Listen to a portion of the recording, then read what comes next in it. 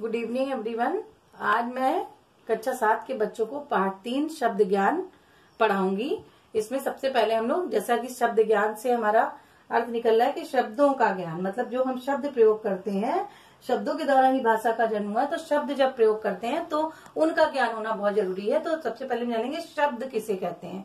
दो या दो से अधिक वर्ण से मिलकर बने सार्थक समूह को शब्द कहते हैं। सार्थक से मतलब जिसका अर्थ निकलता हो, वो शब्द जो होते हैं वो हमारे शब्दों के अंतर्गत आते हैं। जैसे ना प्लस आ प्लस दा प्लस बड़ी ई इक्वल नदी।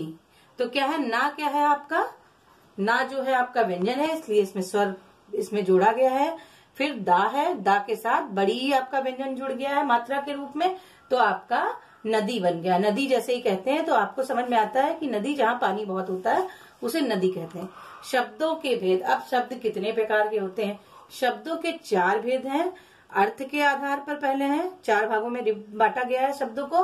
अर्थ के आधार पर, प्रयोग के आधार पर, व्युत्पत्ति के आधार पर, उत्पत्ति के आधार पर। अब इन 4 भागों में भी, इन 4 भागों के भी अलग अलग भेद है। तो पहला है अर्थ के आधार पर। देखिए, अर्थ के आधार पर शब्दों के 2 भेद होते हैं। पहला है सार्थक शब्द। सार्थक शब्द क्या होते हैं? सार्थक शब्द वे शब्द होते हैं जिनका कोई ना कोई अर्थ निकलता है, मतलब सार्थक अर्थ निकलता है, बोलने से समझ में आता है कि क्या बोल रहे हैं। उदाहरण जैसे पानी, घर आदि। अब घर बोलते हैं तो तुरंत कोई भी व्यक्ति वो जान जाता है कि जहाँ व्यक्ति रहता है, रहने का स्थान उसका है, उसे घर बोलते हैं। निरर्थक शब्द। उदाहरण, निरर्थक शब्द क्या होते हैं? निरर्थक शब्द वह शब्द होते हैं जिनका कोई अर्थ नहीं निकलता है। इसे अधिकतर साधारण बोलचाल की भाषा में हम लोग बोलते हैं। जैसे हमने बोला पानी, वाणी। तो पानी तो आपका सार्थक शब्द हुआ, वाणी क्या हुआ? वाणी निरर्थक शब्द है, इसका कोई मतलब नहीं है। घर, वर। तो घर तो हम समझ गए कि घर जाना है भाई, या घर पे रहना है। वर क्या है? तो वर कोई नहीं जानता। वर मतलब निरर्थक, इसका कोई कुछ भी इससे समझ में नहीं आता है, तो ये निरर्थक शब्द है। ये सिर्फ साधारण बोलचाल की भाषा में साथ में बोले जाते हैं।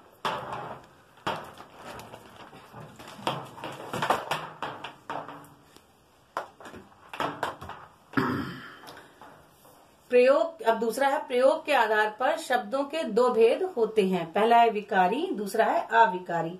विकारी शब्द, किसी विकारी शब्द में लिंग, वचन, कारक, काल आदि के कारण परिवर्तन हो जाता है, ये विकारी शब्द कहते हैं। ये ऐसे शब्द होते हैं जिनमें लिंग, वचन, कारक, काल आदि के क्रम से परिवर्तन होता है। विकारी शब्द 4 प्रकार के होते हैं। संज्ञा, सर्वनाम, विशेषण, क्रिया आदि।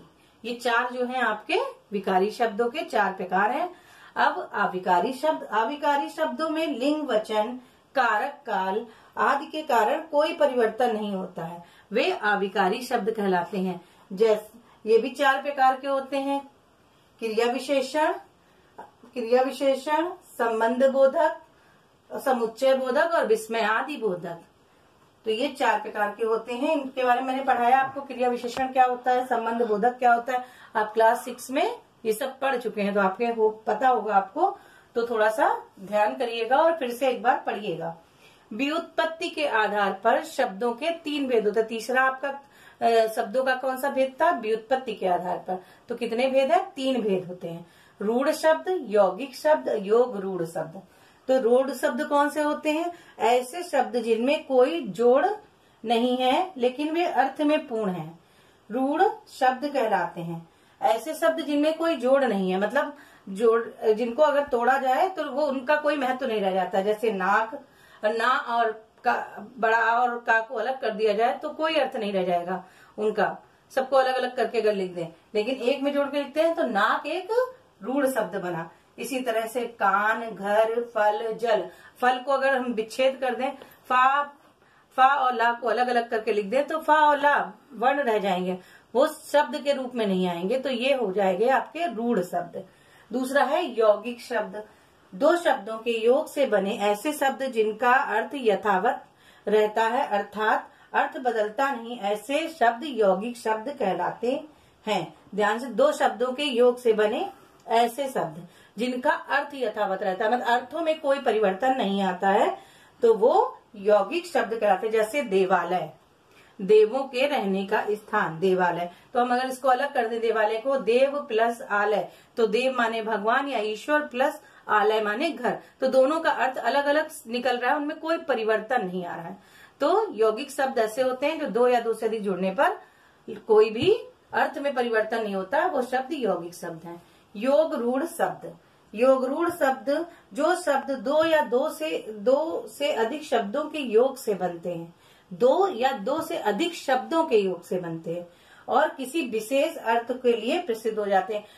इनके दो या दो से अधिक शब्द जब हम आपस में जोड़ेंगे तो इनका अर्थ विशेष निकलने लगेगा, वही अर्थ नहीं रहेगा बल्कि विशेष अर्थ में आएगा, उसे योग रूढ़ कहते हैं। जैसे आपका दशानन, तो दशानन 10 है, आनंद 10 प्लस आनंद, आनंद माने सिर, 10 माने सिर, 10 माने 10, तो 10 है जिसके मुख, या वो क्या हुआ, दशानन अर्थात रावण।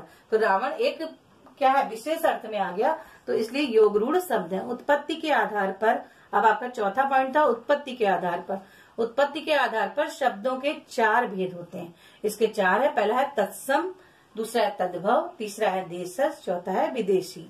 अब तत्सम शब्द क्या होते हैं, हिंदी भाषा में संस्कृत हमारी जो है हिंदी की जननी है अधिकतर भाषाओं की, तो संस्कृत के जो शब्द ज्यों के त्यों मूल रूप में संस्कृत के ही रूप में प्रयोग कर दिए जाते हैं उन्हें तत्सम कहते हैं। जैसे अग्नि, अग्नि संस्कृत शब्द है और आग कह रहे हैं तो हिंदी शब्द है, तो अगर अग्नि आपका हिंदी में अग्नि लिखा है तो अग्नि वो तत्सम शब्द माना जाएगा क्योंकि वो संस्कृत का मूल शब्द लिया गया है।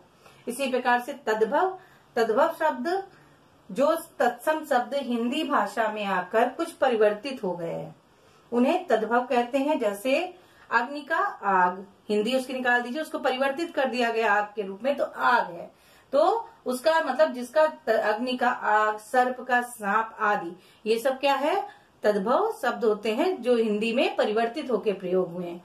देशज शब्द देश की दूसरी भाषाओं तथा बुंदेली, राजस्थानी, मारवाड़ी, बहुत से हमारे देश में बोलियां हैं और भाषाएं भी अलग अलग हैं, है ना, तमिल, बंगला आदि, तो इनके जो शब्द लिए गए हैं देश में बोले जाने विभिन्न विभिन्न भाषाओं और बोलियों से जो शब्द ले लिए गए हैं वे देशज शब्द कहलाते हैं। देश की दूसरी भाषाओं तथा बोलियों से बहुत से शब्द हिंदी में ले लिए गए हैं ज्यों के त्यों। जैसे ऑफिस, तो ये अंग्रेजी शब्द है ना, इन्हें देशज कहते हैं। जैसे लोटा, थाली, कटोरी, पेड़, चप्पल आदि, ये सब क्या है, ये अलग अलग भाषाओं और अलग अलग बोलियों की जो हमारे देश में बोली जाती हैं, भारत देश में, उनसे लिए गए हैं, तो ये देशज शब्द। विदेशी शब्द हिंदी में जिन शब्दों का आगमन विदेशी भाषाओं से हुआ है, तुर्की, उर्दू, फारसी, अंग्रेजी आदि, तो ये शब्द क्या कहते हैं, विदेशी शब्द कहलाते हैं, विदेशज कहलाते हैं। जैसे आदमी, अमीर, कैंची, कालीन, नोटिस, दर्जी, दोस्त, अभी मैंने ऊपर बता दिया था, सॉरी, जैसे कि ऑफिस, तो ये सब क्या है, ये इंग्लिश का शब्द है ऑफिस, तो ये सब विदेशों की भाषाएं हैं, तो ये विदेशी शब्द कहलाते हैं। मैं आपको पीडीएफ दूंगी इसके बाद, तो पीडीएफ आप लोग तत्सम तद्भव का मैं पीडीएफ दूंगी, वो आप लोग लर्न भी करेंगे और अपनी रफ कॉपी पे लिख लेंगे उसके बाद में, तो उसको याद कर लेंगे सारे तत्सम तद्भव।